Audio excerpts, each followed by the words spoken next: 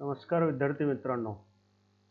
आजचा आपला अभ्यासाचा विषय आहे तो म्हणजे एन्व्हायरमेंट प्रोटेक्शन ॲक्ट 1986. या ॲक्टचा अभ्यास एन्व्हायरमेंटल स्टडीजच्या विद्यार्थ्यांना तसेच स्पर्धा परीक्षेसाठी अभ्यास करणाऱ्या विद्यार्थ्यांना सुद्धा होईल आणि हा पूर्ण व्हिडिओ मराठी भाषेमध्ये आहे. तर आपण पाहूया एन्व्हायरमेंटल प्रोटेक्शन ॲक्ट. पर्यावरण संरक्षण अधिनियम 1986 याची उद्दिष्टे, यंत्रणा व त्यात दिलेल्या उपाययोजना याचा आपण आढावा घेऊया. पर्यावरणीय संरक्षण हा सर्व प्राण्यांच्या जीवनाशी आणि या पृथ्वीच्या सर्व नैसर्गिक वातावरणाशी संबंधित आहे. कारण प्रदूषणामुळे संपूर्ण पृथ्वी प्रदूषित होत असून मानवी सभ्यतेचा अंत नजीकच्या काळात दिसून येतोय. भारतात पर्यावरण अधिनियमांना 23 मे 1986 रोजी 29 क्रमांकाच्या कलमान्वये लोकसभेने मंजुरी दिली.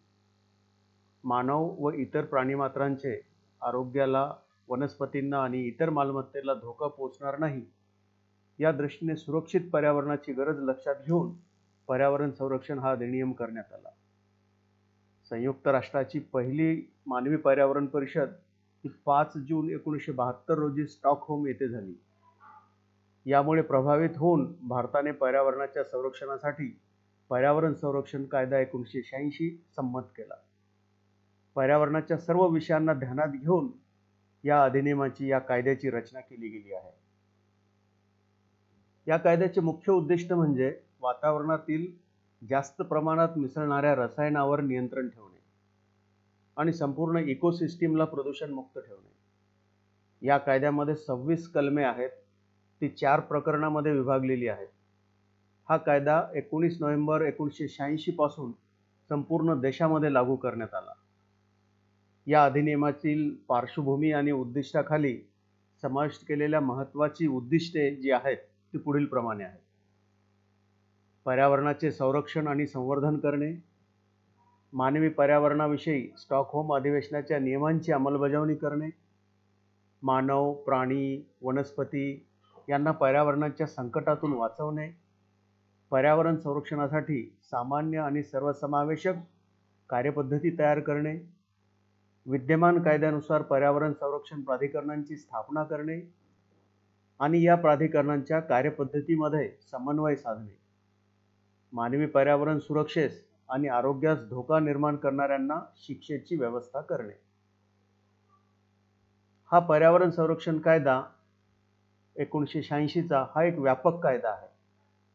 या कायद्याच्या माध्यमातून पर्यावरणाची गुणवत्ता व संरक्षण सुधारण्यासाठी केंद्र सरकार योग्य ती पावले उचलू शकतील असे अधिकार त्यांना प्रदान केले आहेत. त्या अंतर्गत केंद्र सरकारला पर्यावरणीय गुणवत्तेचे मानक ठरवणे, औद्योगिक क्षेत्रावर प्रतिबंध घालणे, अपघात टाळण्यासाठी हानिकारक बाबींची विल्हेवाट लावणे, प्रदूषणाच्या घटनांची चौकशी व संशोधन करणे, प्रभावित भागांची त्वरित तपासणी करणे, विविध प्रयोगशाळा निर्माण करणे आणि आवश्यक माहिती गोळा करणे इत्यादी जबाबदारी केंद्र सरकारवर सोपवली गेली. या कायद्याचं आणखी एक वैशिष्ट्य म्हणजे या कायद्याचे पालन न करणाऱ्या कारखान्यांवर प्रथमच नागरिकांना सुद्धा वैयक्तिकरित्या खटले नोंदवण्याचा अधिकार देण्यात आला आहे.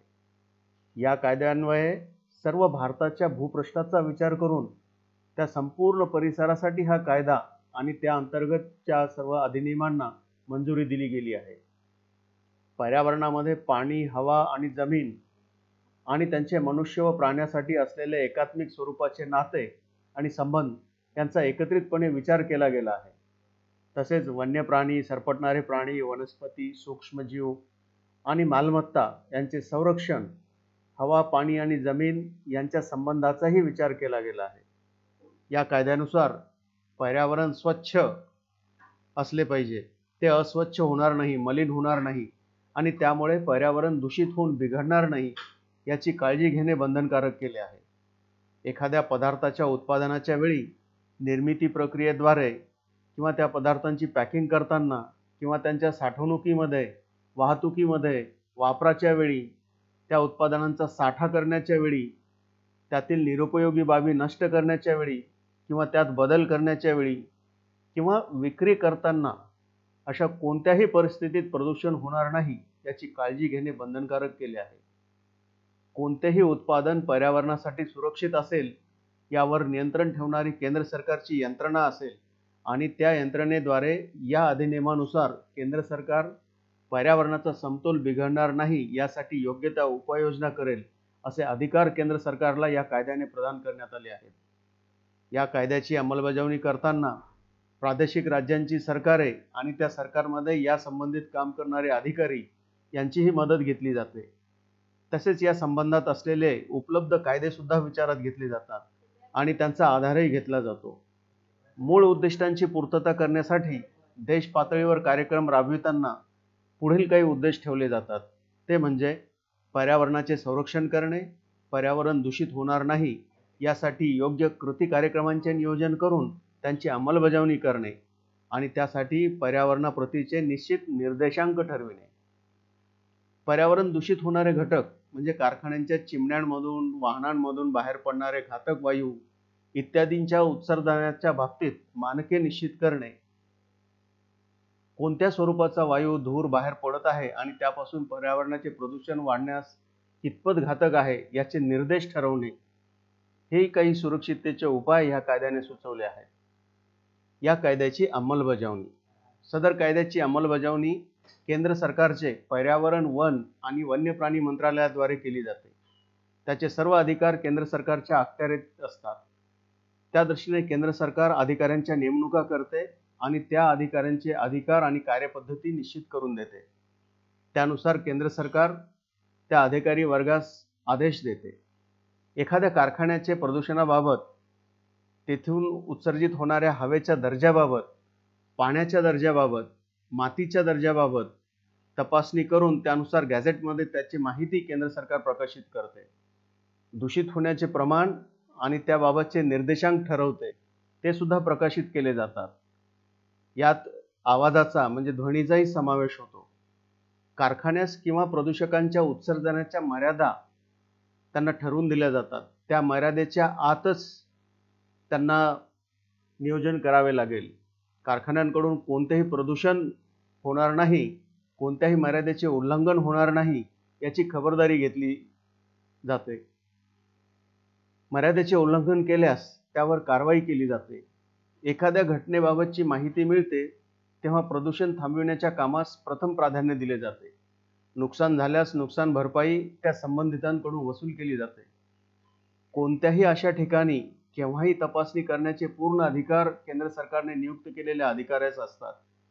केंद्र सरकारच्या इच्छेनुसार अधिनियमाप्रमाणे संपूर्ण कारवाईचे स्वरूप ठरविले जाते. कारखान्याची संपूर्ण माहिती घेऊन अधिनियमातील तरतुदीनुसार शिक्षेचे स्वरूप ठरते. एखादी व्यक्ती त्यात दोषी आढळल्यास त्या व्यक्तीविरुद्ध कारवाई केली जाते. त्याबाबत या अधिनियमातील तरतुदीनुसार आणि या कायद्याचे कलम 94 नुसार कारवाई केली जाते. त्यात हवा, पाणी, माती अगर एखाद्या संबंधित पदार्थ असल्यास त्या पदार्थाची तपासणी केली जाते. नमुने घेतले जातात. नमुन्यांची तपासणी केली जाते. तपासणीत जर नमुने दोषी आढळले तर त्यानुसार कारवाईचे स्वरूप निश्चित केले जाते. नमुने घेताना संबंधित कार्यक्षेत्रातील प्रमुख व्यक्तींच्या साक्षीने नमुने घेण्याचे काम केले जाते. जे नमुने घेतले असतील ते सीलबंद करून त्यावर संबंधित कारखान्याचे प्रमुख व्यक्तीची आणि नमुना घेणाऱ्याची सही केली जाते. असे घेतलेले नमुने शासकीय प्रयोगशाळेकडे तपासणीसाठी विनाविलंब पाठविले जातात. काही वेळा नमुने घेण्याच्या वेळी संबंधित मालकाने टाळाटाळ केली किंवा मालक हेतुपुरस्सरपणे गैरहजर राहिल्यास नमुना घेणाऱ्याची सही केली जाते आणि त्यावेळी अशा नमुन्यावर खास शेरा मारला जातो की संबंधित जबाबदार व्यक्तीने सही करण्यास टाळाटाळ केली आहे किंवा नकार दिला आहे किंवा संबंधित व्यक्ती हेतुपुरस्सरपणे गैरहजर राहिली आहे. या कामासाठी केंद्र सरकारने आपल्या प्रयोगशाळांची स्थापना केलेली आहे आणि त्याबाबतची माहिती ही गॅझेटमध्ये प्रकाशित केलेली असते. त्याच गॅझेटमध्ये नियम आणि परिनियम सुद्धा छापलेले असतात. नमुन्यांची तपासणी झाल्यावर जो अहवाल तयार होतो त्यावर तपासनीसांची सही केलेली असते. अशा प्रकारे एखाद्या कारखान्याकडून किंवा व्यक्तीकडून चूक झाल्यास, तपासणीत निष्पन्न झाल्यास अशा व्यक्तीस किंवा संबंधितास अधिनियम, नियम, परिनियम यास अधीन राहून 5 वर्षे कारावासाची शिक्षा देण्याची तरतूद या कायद्यात करण्यात आलेली आहे. किंवा शिक्षा भोगावयाची नसल्यास 1,00,000 रुपये दंड करण्याची तरतूद या कायद्यात आहे किंवा वरील दोन्ही शिक्षा करण्याची तरतूद या कायद्यात करण्यात आली आहे. आणि अशाच प्रकारे पुढे चुकीचे काम सुरू राहिल्यास वरील शिक्षे व्यतिरिक्त चूक दुरुस्त होईपर्यंत प्रतिदिन 5,000 रुपये दंडाच्या शिक्षेची तरतूद या कायद्यात आहे. झालेली चूक पुन्हा तशीच पुढे सुरू राहिल्यास 1 वर्षापर्यंत अशा चुकीची दखल न घेतल्यास 7 वर्षापर्यंत तुरुंगवास या कारावासाची शिक्षा ठोठावण्याची तरतूद या कायद्यामध्ये आहे. तसेच त्या कंपनीच्या व्यवस्थापकाला सचिवाला माहिती मिळूनही त्या व्यक्तीने त्या घटनेकडे दुर्लक्ष केले आहे किंवा जाणून बुजून टाळाटाळ केली आहे असे निदर्शनास आल्यास अशा व्यक्तीवर कारवाई करण्याची तरतूद या कायद्यात आहे.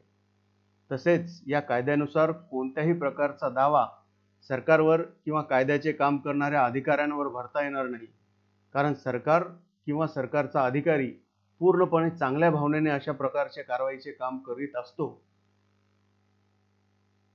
तो नियमानुसार आणि त्यास मिळालेल्या सूचनेनुसार तो काम पार पाडित असतो. त्यामुळेच कोणतेही कोर्ट अशा प्रकारच्या प्रकरणामध्ये सरकारविरुद्ध किंवा सरकारचे असे काम करणाऱ्या अधिकाऱ्याविरुद्ध केस दाखल करून घेणार नाही.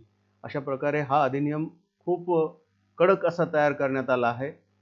याची योग्य अंमलबजावणी झाल्यास आपलं पर्यावरण सुरक्षित राहील, पर्यावरण संवर्धनासाठी आपल्याला त्याची मदत होईल.